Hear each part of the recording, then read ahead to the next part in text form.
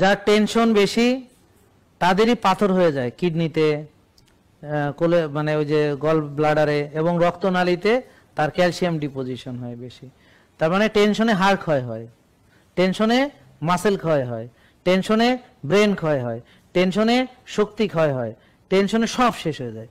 তাহলে এই এতদিনের টেনশন আপনাকে শুধু ক্ষয়ই করেছে, আর আপনাকে তারুণ্য থেকে শেষ করে দিয়েছে, চেহারা শেষ করে দিয়েছে, ঘুম শেষ করে দিয়েছে, হজম শেষ করে দিয়েছে, হার্টের শক্তি শেষ করে দিয়েছে, রক্তনালীতে ব্লক তৈরি করে দিয়েছে।